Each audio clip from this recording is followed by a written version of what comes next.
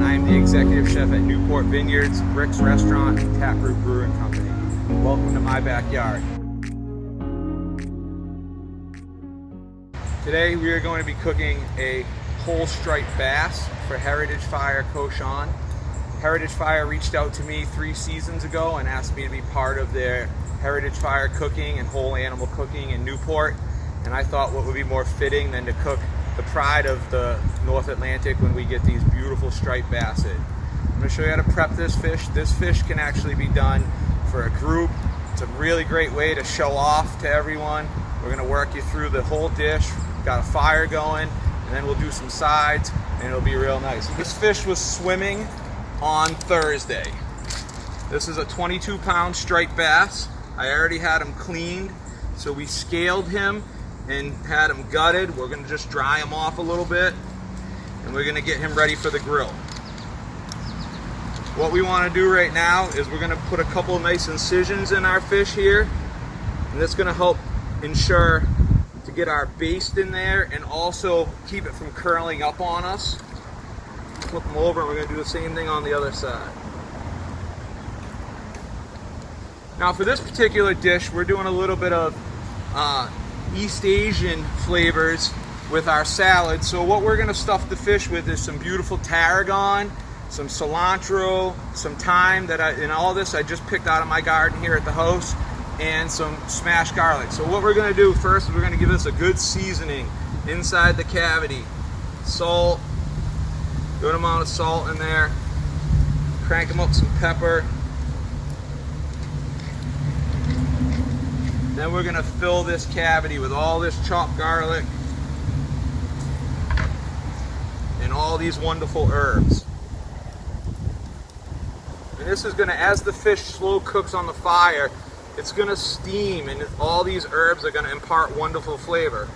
Now we have to do a little craft project, and we're going to sew them up. So we're going to take some of our butcher's twine, we'll run it under the fish, and we're just going to make a couple of knots here. Butcher's knot, go around twice, pull tight, tuck that fin. Second knot, snip with our scissors. And we'll put a couple of these in, and that's just going to help. It's going to help us down the road when we're wanting to flip this fish. I'll show you a good little trick that we came up with to flip this fish. I did this, like I said, 3 years ago at Heritage Fire. Never cooking a fish this size before. We showed up there with 5 of them and just started cooking them, and it actually came out really well. It's kind of something I've become known for in Rhode Island. I get lots of requests to cook these big fish now. We've cooked 40-pound stripers, all live fire, right on the grill in front of everyone, and then break them down. You've heard of the Carolina pig picking? Well, we do a Rhode Island fish picking now. So now we got our fish all tied up. You want to give this a good coating of salt on the outside, get this skin. I mean, this is all flavor. We're going to eat this whole fish. Nose to tail cooking. Doesn't just go with, some of the larger animals, but also our fish friends too. They love nose to tail. All of this is delicious. Right down to we'll be making a nice dashi with the bones later on for maybe a noodle bowl in one of the restaurants. So we get this all nice and seasoned. Now we want to just give it a spritz of oil. That's going to help ensure some stickage and crisp up this skin nice. We got a beautiful coal bed going. Sometimes you just got to climb into your fire. We're going to lay that fish right on there like so. And we're just going to let him cook. This is going to be a slow cook. This is going to be about an hour.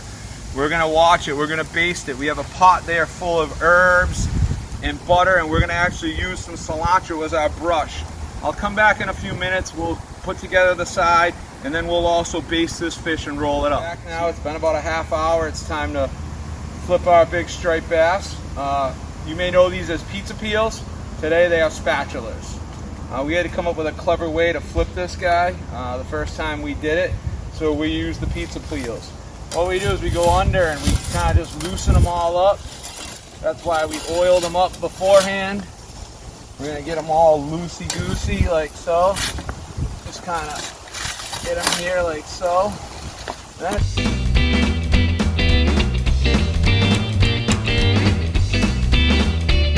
All the herbs that we stuffed the fish with, and we have our cilantro brush. So we got garlic and all of our wonderful herbs here, and this is going to be our cilantro brush so that we're going to baste this fish. And what we're going to do is we're just going to come in, climb up in our fire again, and just kind of give this fish a beautiful brushing of butter, infused butter. Just let that all melt into the fish. Now we're going to make this little green tomato Thai salad. What we have is we have 2 parts green tomatoes, 1 part red tomatoes. This is going to be a little spicy.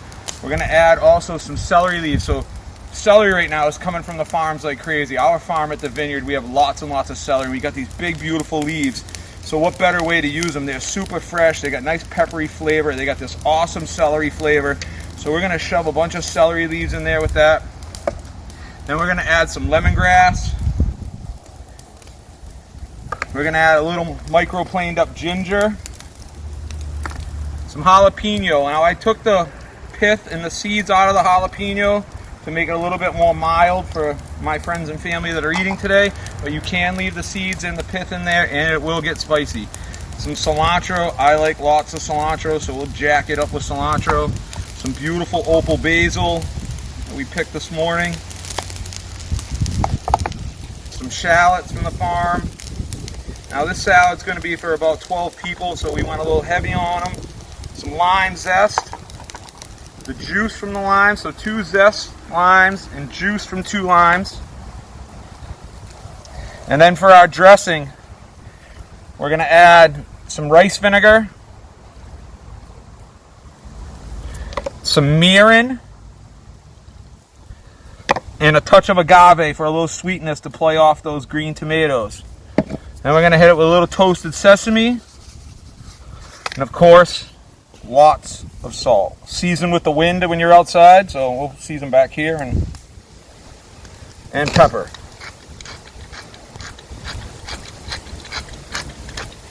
Now we're going to take our wonderful spoon and we're going to toss this all up.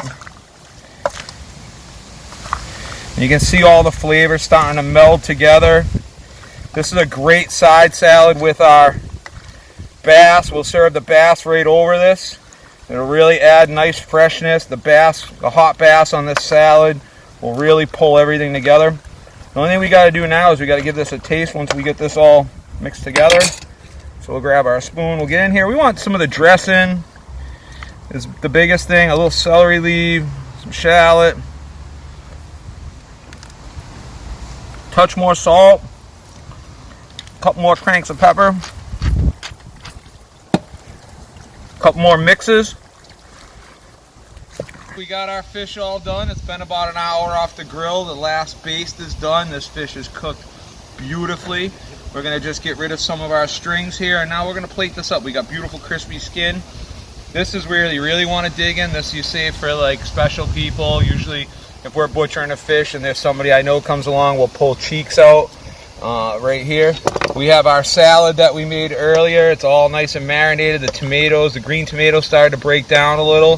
So what we're going to do is we're going to take some of this wonderful salad, put that right in the middle there, a little bit of the celery leaves. And then now for the fish. What's great about this fish cooking it this way is I'm going to butcher it with this spoon. So we'll pull the string off and you can literally just kind of flake out. Look at flake out a big beautiful piece. Look how juicy that is. Look at that. Look at the juice running out of that. That's that slow cook that we did on that fish. Nice crispy skin. We'll just put a big chunk right here like so. You really want to change it up. We can add a little bit of the dressing to the fish right here just for a little added intense flavor. And that's a simple summer dish that you can make at home with any whole fish. Striped bass just seems to be the way to go.